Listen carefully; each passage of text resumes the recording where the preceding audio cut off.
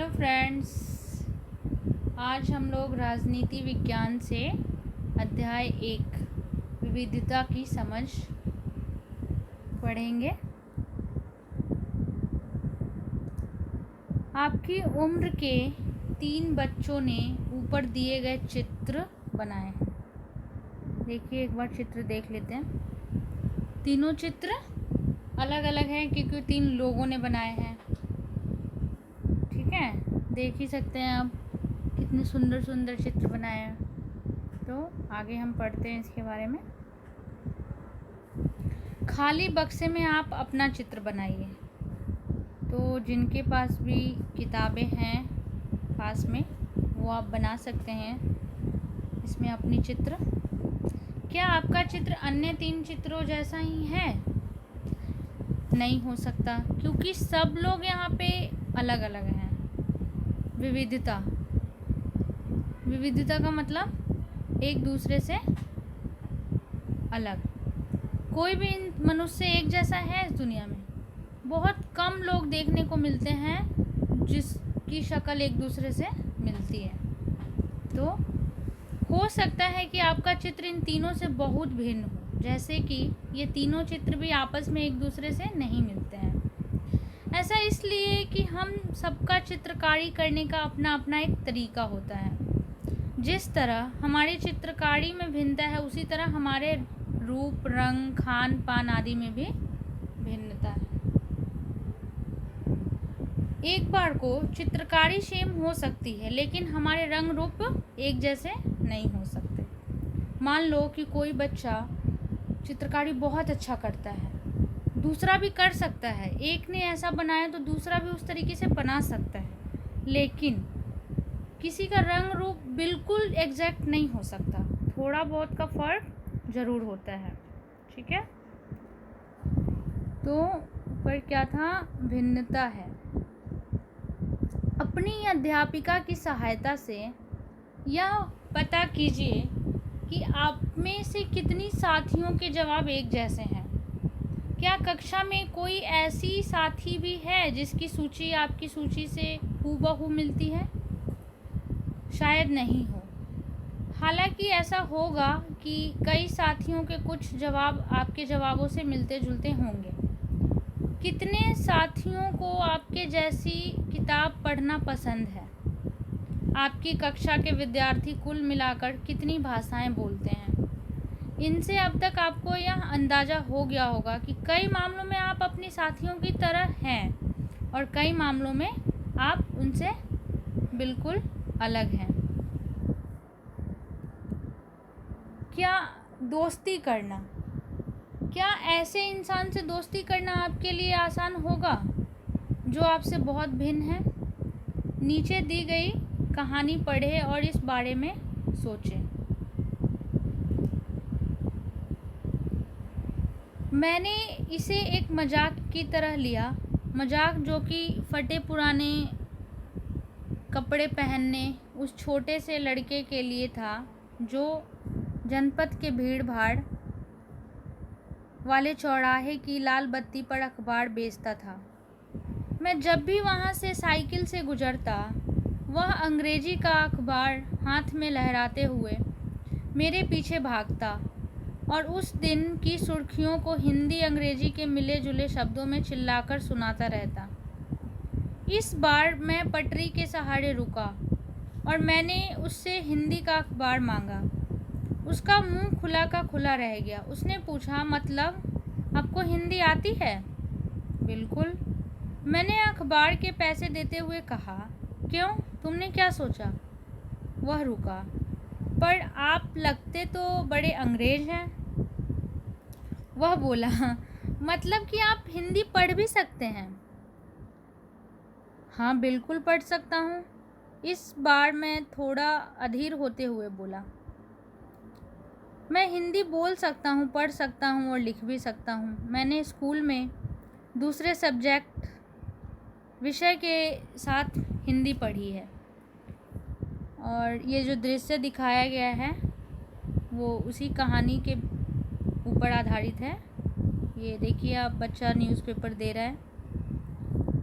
तो सब्जेक्ट उसने पूछा। अब जो कभी स्कूल नहीं गया उसको मैं क्या समझाता कि सब्जेक्ट क्या होता है। सब्जेक्ट उसने पूछा बच्चे ने कि सब्जेक्ट होता क्या है, तो उन्होंने बोला अब जब वो स्कूल ही नहीं गया तो उसको पता ही क्या है कि सब्जेक्ट होता क्या है। वह कुछ होता है।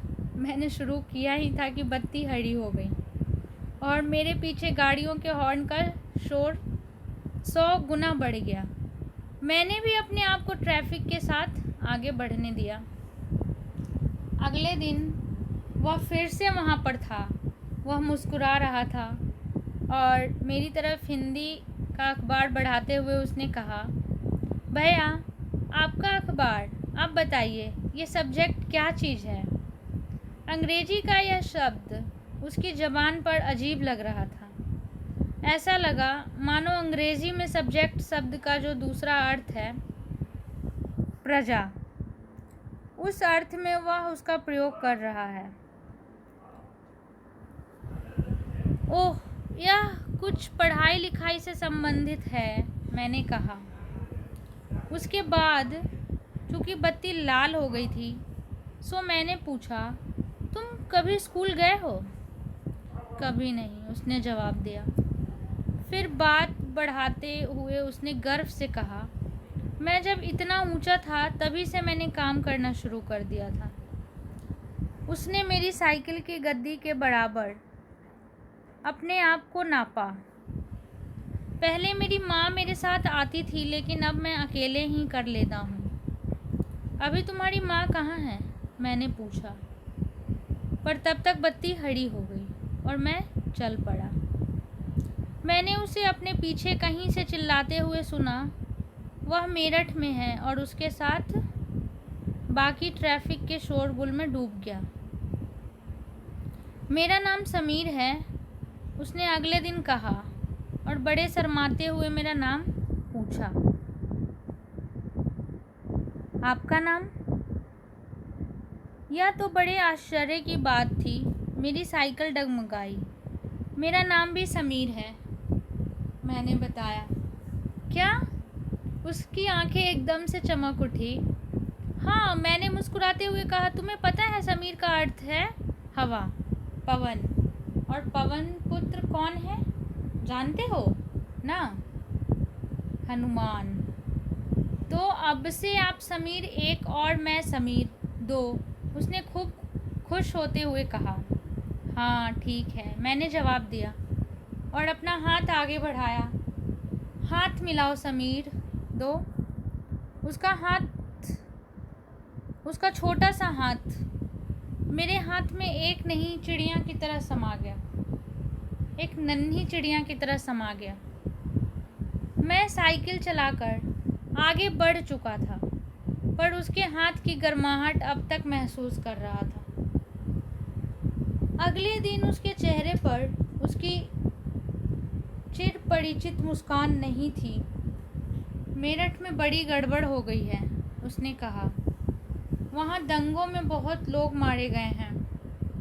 मैंने मुख्य अखबार की सुर्खियों की तरफ देखा। बड़े बड़े अक्षरों में लिखा था, सांप्रदायिक दंगे।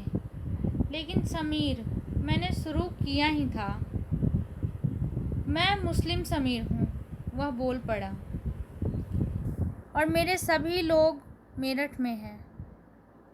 उसकी आंखें भर आई। जब मैंने उसके कंधे पर हाथ रखा उसने नज़र ऊपर नहीं उठाई।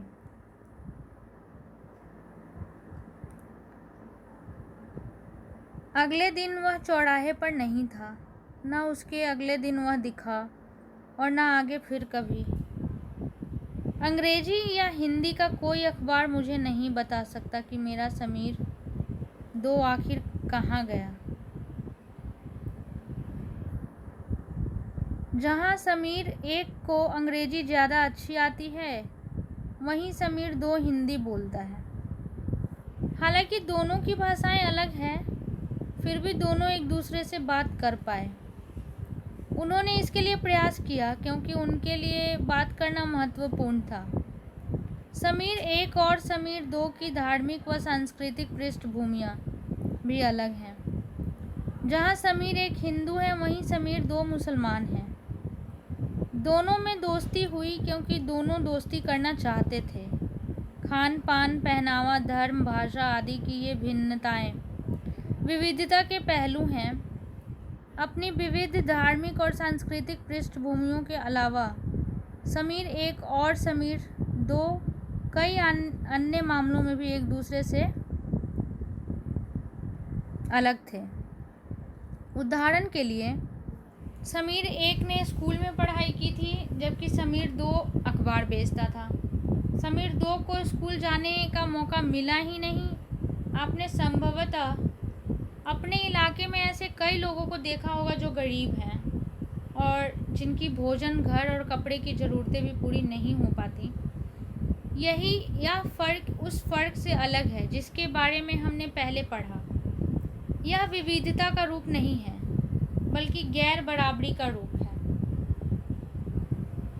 गैर बराबरी का मतलब है कि कुछ लोगों के पास ना अवसर है और ना ही ज़मीन या पैसे जैसे संसाधन जो दूसरों के पास हैं। इसलिए गरीबी और अमीरी विविधता का रूप नहीं है।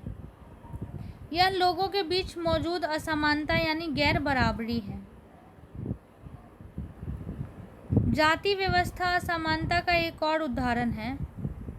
इस व्यवस्था में समाज को अलग अलग समूहों में बांटा गया। इस बंटवारे का आधार था कि लोग किस किस तरह का काम करते हैं। लोग जिस जाति में पैदा होते थे उसे बदल नहीं सकते थे।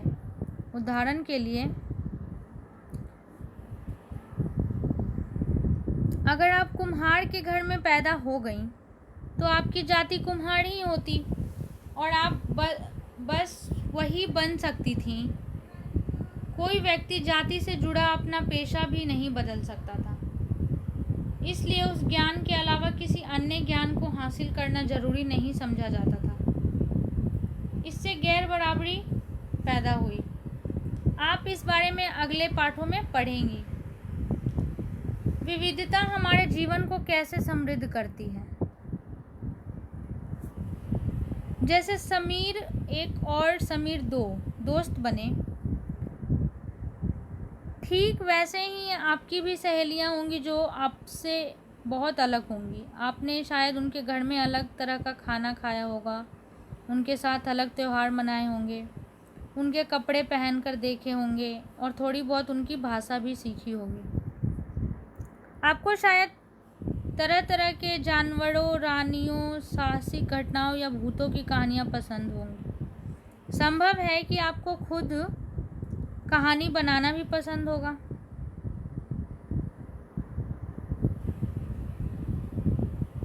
ये जो दृश्य आप देख रही हैं ये किसी कहानी का ही है। एक अच्छी कहानी पढ़ने से हमेशा खुशी मिलती है। उसको पढ़कर और ज़्यादा कहानियाँ बनाने के लिए नए नए विचार मिलते हैं। जो लोग कहानियाँ लिखते हैं वे विभिन्न स्रोतों, किताबों, वास्तविक जीवन और कल्पना से प्रेरणा लेते हैं।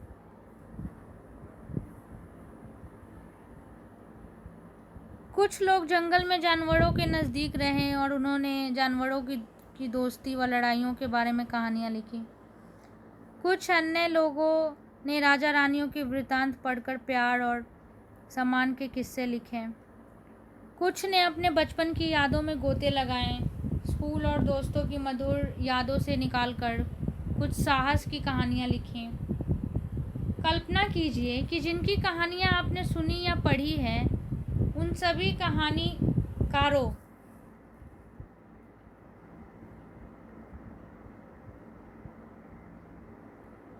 या कहानी सुनाने वालों को ऐसी जगह पर रहना पड़े जहां लोग केवल 2 ही रंग के कपड़े पहनते हों, लाल एवं सफ़ेद। एक तरह का खाना खाते हो, शायद आलू। समान रूप से केवल 2 पशु पक्षी को पालते हैं, उदाहरण के लिए हिरन और कौवा, और केवल सांप सीढ़ी खेल से अपना मनोरंजन करते हों। ऐसी जगह रहकर वे कैसी कहानियाँ लिख पाएंगे। भारत में विविधता। भारत विविधताओं का देश है। हम विभिन्न भाषाएं बोलते हैं, विभिन्न प्रकार का खाना खाते हैं, अलग अलग त्यौहार मनाते हैं, और भिन्न भिन्न धर्मों का पालन करते हैं, लेकिन गहराई से सोचे तो वास्तव में हम एक ही तरह की चीज़ें करते हैं, केवल हमारे करने के तरीके अलग हैं। ये एक चार्ट देख लेते हैं एक बार।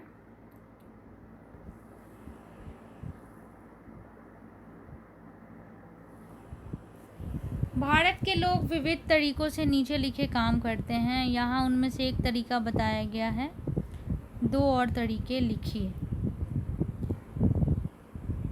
प्रार्थना और इबादत करना। कैसे? भक्ति गीत गाना, शादी करना, अदालत के रजिस्टर में दस्तखत करना, विभिन्न प्रकार के कपड़े पहनना, मणिपुर में औरतों का फनैक पहनना, अभिवादन करना, झारखंड के आदिवासियों का एक दूसरे को जोहार कहना, चावल पकाना, मीट या सब्जी डालकर बिरयानी पकाना। हम विविधता को कैसे समझें? करीब 200 वर्ष पहले, जब रेल, हवाई जहाज़, बस और कार हमारे जीवन का हिस्सा नहीं थे, तब भी लोग संसार के एक भाग से दूसरे भाग की यात्रा करते थे। बिल्कुल करते थे। वे पानी के जहाज में घोड़ों या ऊंट पर बैठकर जाते या फिर पैदल चलकर। अक्सर ये यात्राएं खेती और बसने के लिए नई ज़मीन की तलाश में या फिर व्यापार के लिए की जाती थी। चूँकि यात्रा में बहुत समय लगता था, इसलिए लोग नई जगह पर अक्सर काफ़ी लंबे समय तक ठहर जाते थे। इसके अलावा सूखे और अकाल के कारण भी कई बार लोग अपना घर बार छोड़ देते थे। उन्हें जब पेट भर खाना तक नहीं मिलता था तो वे नई जगह जाकर बस जाते थे। कुछ लोग काम की तलाश में और कुछ युद्ध के कारण घर छोड़ देते थे। लोग जब नई जगह में बसना शुरू करते थे तो उनके रहन सहन में थोड़ा बदलाव आ जाता था।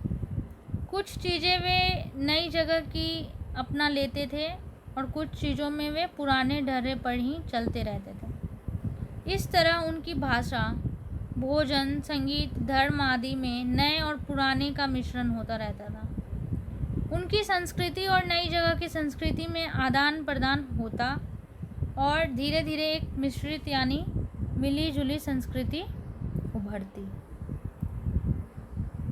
अगर अलग अलग क्षेत्रों का इतिहास देखें तो हमें पता चलेगा कि किस तरह विभिन्न सांस्कृतिक प्रभावों ने वहाँ के जीवन और संस्कृति को आकार देने में योगदान किया है।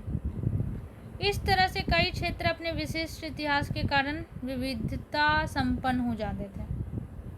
ठीक इसी प्रकार लोग अलग अलग तरह की भौगोलिक स्थितियों से किस प्रकार सामंजस्य बैठाते हैं, उससे भी विविधता उत्पन्न होती है। उदाहरण के लिए, समुद्र के पास रहने में और पहाड़ी इलाकों में रहने में बड़ा फ़र्क है।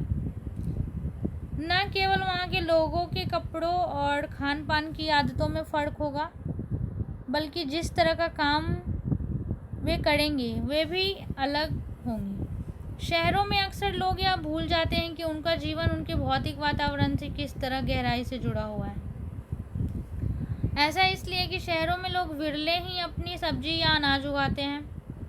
वे इन चीज़ों के लिए बाजार पर ही निर्भर रहते हैं। आइए भारत के 2 भागों, लद्दाख और केरल के उदाहरण के जरिए यह समझने की कोशिश करें कि किसी क्षेत्र की विविधता पर उसके ऐतिहासिक और भौगोलिक कारकों का क्या असर पड़ता है। ये एटलस में भारत का नक्शा देखिए और उसमें ढूंढिए कि ये दोनों क्षेत्र, लद्दाख तथा केरल, कहाँ पर हैं। इन दोनों क्षेत्रों की भौगोलिक स्थितियाँ वहाँ के भोजन, कपड़े और व्यवसाय पेशे को कैसे प्रभावित करती है, उनकी सूची बनाइए। तो पहले हम लोग लद्दाख के बारे में पढ़ते हैं।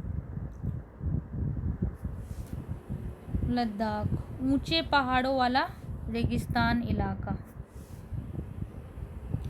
लद्दाख जो है जम्मू और कश्मीर के पूर्वी हिस्से में पहाड़ियों में बसा एक रेगिस्तानी इलाका है। यहाँ पर बहुत ही कम खेती संभव है। क्योंकि इस क्षेत्र में बारिश बिल्कुल नहीं होती और यह इलाका हर वर्ष काफ़ी लंबे समय तक बर्फ से ढका रहता है। इस क्षेत्र में बहुत ही कम पेड़ उग पाते हैं। पीने के पानी के लिए लोग गर्मी के महीनों में पिघलने वाली बर्फ पर निर्भर रहते हैं। यहाँ के लोग एक खास किस्म की बकरी पालते हैं जिससे पश्मीना ऊन मिलता है, जो कि पश्मीना की शॉल जो मिलती है पूरे भारत में या कहीं भी बहुत महंगी है। यह ऊन कीमती है, इसलिए पश्मीना शॉल बड़ी महंगी होती है। लद्दाख के लोग बड़ी सावधानी से इस ऊन को इकट्ठा करके कश्मीर के व्यापारियों को बेच देते हैं। मुख्यतः कश्मीर में ही पश्मीना शालें बुनी जाती हैं। यहाँ के लोग दूध से बने पदार्थ जैसे मक्खन, चीज़, खास तरह का छेना एवं मांस खाते हैं। हर एक परिवार के पास कुछ गाय, बकरी और याक होती है। रेगिस्तान होने का यह मतलब नहीं कि व्यापारी यहाँ आने के लिए आकर्षित नहीं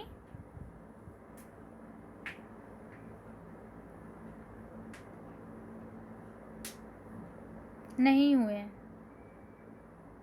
लद्दाख तो व्यापार के लिए एक अच्छा रास्ता माना गया क्योंकि यहाँ कई घाटियाँ हैं जिनसे गुजरकर मध्य एशिया के काफिले उस इलाके में पहुँचते थे जिसे आज तिब्बत कहते हैं। ये काफिले अपने साथ मसाले, कच्चा रेशम, दरियाँ आदि लेकर चलते थे। लद्दाख के रास्ते ही बौद्ध धर्म तिब्बत पहुंचा। लद्दाख को छोटा तिब्बत भी कहते हैं। करीब 400 साल पहले यहाँ पर लोगों का इस्तेमाल धर्म से परिचय हुआ और अब यहाँ अच्छी खासी संख्या में मुसलमान रहते हैं। लद्दाख में गानों और कविताओं का बहुत ही समृद्ध मौखिक संग्रह है।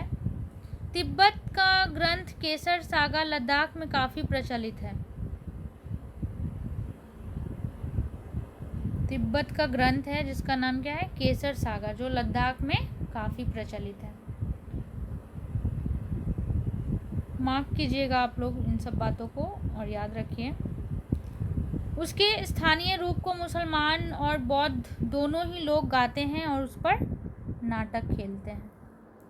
यहाँ पे देखिए इस दृश्य में दिखाया हुआ है पश्मीना शाल को बुनती हुई औरतें। बहुत महंगा मिलता है पश्मीना शॉल। केरल, मछली पकड़ने का चीनी जाल देख रहे हैं आप। केरल जो है वो भारत के दक्षिणी पश्चिमी कोने में बसा हुआ राज्य है। साउथ में पड़ता है, ये दक्षिणी पश्चिमी कोने में बसा हुआ राज्य है केरल। यह एक तरफ समुद्र से घिरा हुआ है और दूसरी तरफ पहाड़ियों से। इन पहाड़ियों पर विविध प्रकार के मसाले जैसे काली मिर्च, जो कि बहुत महंगी मिलती है, लौंग, इलायची, अब तो इलायची भी महंगी हो गई, आदि उगाए जाते हैं। इन मसालों के कारण यह क्षेत्र व्यापारियों के लिए बहुत ही आकर्षक बना। सबसे पहले अरबी एवं यहूदी व्यापारी केरल आए। ऐसा माना जाता है कि ईसा मसीह के धर्मदूत संत थॉमस लगभग 2000 साल पहले यहाँ आए। भारत में ईसाई धर्म लाने का श्रेय उन्हीं को जाता है। याद रखिएगा, संत थॉमस को ईसाई धर्म लाने का श्रेय उनको जाता है। अरब से कई व्यापारी यहाँ आकर बस गए। इब्न बतूता ने, जो करीब 700 साल पहले यहाँ आए, अपने यात्रा वृत्तांत में मुसलमानों के जीवन का विवरण देते हुए लिखा है कि मुसलमान समुदाय की यह बड़ी इज्जत थी, यहाँ बड़ी इज्जत थी। वास्को डी गामा पानी के जहाज से यहाँ पहुँचे तो पुर्तगालियों ने यूरोप से भारत तक का समुद्री रास्ता जाना। इन सभी ऐतिहासिक प्रभावों के कारण केरल के लोग विभिन्न धर्मों का पालन करते हैं, जिनमें यहूदी, इस्लाम, ईसाई, हिंदू एवं बौद्ध धर्म शामिल है। चीन के व्यापारी भी केरल आए। यहाँ पर मछली पकड़ने के लिए जो जाल इस्तेमाल किए जाते हैं वे चीनी जालों से हूबहू मिलते हैं और इन्हें चीन वला कहते हैं। तलने के लिए लोग जो बर्तन इस्तेमाल करते हैं उसे चीना चट्टी कहते हैं। इसमें चीन शब्द इस बात की ओर इशारा करता है कि उसकी उत्पत्ति कहाँ हुई होगी। केरल की उपजाऊ जमीन और जलवायु चावल की खेती के लिए बहुत उपयुक्त है और वहाँ के अधिकतर लोग मछली, सब्जी और चावल खाते हैं। ये देखिए, केरल में मनाए जाने वाले त्यौहार ओणम का एक विशेष आकर्षण है नाव प्रतियोगिता। केरल में जो ओणम त्यौहार मनाया जाता है उसमें नाव प्रतियोगिता के रूप में गेम होता है जिसमें लोग पार्टिसिपेट करते हैं।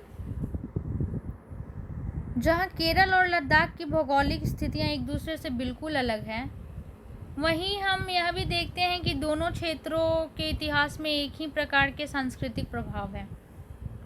दोनों ही क्षेत्रों को चीन और अरब से आने वाले व्यापारियों ने प्रभावित किया। जहां केरल की भौगोलिक स्थिति ने मसालों की खेती संभव बनाई, वहीं लद्दाख की विशेष भौगोलिक स्थिति और ऊन ने व्यापारियों को अपनी ओर खींचा। इस तरह पता चलता है कि किसी भी क्षेत्र के सांस्कृतिक जीवन का उसके इतिहास और भूगोल से प्रायः गहरा रिश्ता होता है। विविध संस्कृतियों का प्रभाव केवल बीते हुए कल की बात नहीं है। हमारे वर्तमान जीवन का आधार ही काम के लिए एक जगह से दूसरी जगह जाना है। हर एक कदम के साथ हमारे सांस्कृतिक रीति रिवाज और जीने का तरीका धीरे धीरे उस नए क्षेत्र का हिस्सा बन जाते हैं जहां हम पहुंचते हैं। ठीक इसी तरह अपने पड़ोस में हम अलग अलग समुदायों के लोगों के साथ रहते हैं। अपने रोज़मर्रा के जीवन में हम मिलजुल कर काम करते हैं और एक दूसरे के रीति रिवाज और परंपराओं में घुल मिल जाते हैं। विविधता में एकता। भारत की विविधता या अनेकता को उसकी ताकत का स्रोत माना गया है। जब अंग्रेजों का भारत पर राज था तो विभिन्न धर्म, भाषा और क्षेत्र की महिलाओं और पुरुषों ने अंग्रेजों के खिलाफ मिलकर लड़ाई लड़ी थी। भारत के स्वतंत्रता संग्राम में अलग अलग परिवेशों के लोग शामिल थे। उन्होंने एकजुट होकर आंदोलन किया, इकट्ठे जेल गए और अंग्रेजों का अलग अलग तरीकों से विरोध किया। अंग्रेजों ने सोचा था कि वे भारत के लोगों में फूट डाल सकते हैं क्योंकि उनमें काफ़ी विविधताएं हैं और इस तरह उनका राज चलता रहेगा। मगर लोगों ने दिखला दिया कि वे एक दूसरे से चाहे कितने ही भिन्न हों, अंग्रेजों के खिलाफ लड़ी जाने वाली लड़ाई में वे सब एक थे। ये यहाँ पे कुछ लाइनें लिखी हैं। दिन खून के हमारे प्यारे न भूल जाना, खुशियों में अपनी हम पर आंसू बहा के जाना। सयाद ने हमारे चुन चुन के फूल तोड़े, वीरान इस चमन में कोई गुल खिला के जाना। दिन खून के हमारे प्यारे भूल न जाना। गोली खा के सोए जलिया बाग में हम, सूनी पड़ी कब्र पर दिया जला के जाना। दिन खून के हमारे प्यारे भूल न जाना। हिंदू और मुस्लिमों की होती है आज होली, बहते हैं एक रंग में दामन भिगो के जाना। दिन खून के हमारे प्यारे भूल न जाना। कुछ जेल में पड़े हैं, कुछ कब्र में गड़े हैं, दो बूंद आंसू उन पर प्यारे बहा के जाना। दिन खून के हमारे प्यारे न भूल जाना। तो कैसी लगी आपको ये लाइनें? भारतीय जन नाट्य संघ स्वतंत्रता दिवस के अवसर पर भाषण देते हुए हमारे first prime minister Pandit Jawaharlal Nehru. यह गीत अमृतसर में हुए जलियांवाला बाग हत्याकांड के बाद गाया जाता था। अच्छा, ये जो गीत है ये अमृतसर में जलियांवाला बाग हत्याकांड होने के बाद लोगों ने इसको लिखा और गाया। बहुत ही दर्द भरा था वो कांड जो आज भी लोगों के दिलों को दहला जाता है। इस हत्याकांड में एक ब्रिटिश जनरल ने उन शांति प्रिय निहत्थे लोगों पर खुलेआम गोलियां चलवा दी थी जो बाग में इकट्ठे होकर सभा कर रहे थे। महिला, पुरुष, हिंदू, मुसलमान एवं सिख, कितने सारे लोग थे जो अंग्रेजों की पक्षपातपूर्ण नीति का विरोध करने के लिए जमा हुए थे। उसमें से बहुत लोगों की जानें गईं, उससे भी ज़्यादा घायल हुए। यह गीत उन्हीं शहीदों की याद में गाया गया था। स्वतंत्रता संग्राम के दौरान उभरे गीत और चिन्ह विविधता के प्रति हमारा विश्वास बनाए रखते हैं। क्या आप भारतीय झंडे की कहानी जानती हैं? स्वतंत्रता संग्राम के दौरान ही भारत के झंडे की परिकल्पना की गई थी। इस झंडे को सारे भारत में लोगों ने अंग्रेजों के खिलाफ इस्तेमाल किया था। जवाहरलाल नेहरू ने अपनी किताब भारत की खोज में लिखा कि भारतीय एकता कोई बाहर से थोपी हुई चीज़ नहीं है, बल्कि यह बहुत ही गहरी है, जिसके अंदर अलग अलग तरह के विश्वास और प्रथाओं को स्वीकार करने की भावना है। इसमें विविधता को पहचाना और प्रोत्साहित किया जाता है। यह नेहरू ही थे जिन्होंने भारत की विविधता का वर्णन करते हुए अनेकता में एकता का विचार हमें दिया। रविंद्रनाथ टैगोर द्वारा रचित हमारा राष्ट्रगान भी भारतीय एकता की ही एक अभिव्यक्ति है। राष्ट्रगान किस तरह से एकता का वर्णन करता है, इसे अपने शब्दों में लिखिए। तो स्टूडेंट, आप लोग लिखिएगा कि राष्ट्रीय गान जो हमारा राष्ट्रगान है उसमें किस तरह से हमारे एकता का वर्णन किया गया है, वो अपने शब्दों में आप लिखने का प्रयास करें। तो उम्मीद है कि आप लोगों को यह चैप्टर अच्छे से समझाया हो मैंने और आप लोग को समझ में आया हो। तो धन्यवाद। मिलते हैं नेक्स्ट अध्याय में। धन्यवाद।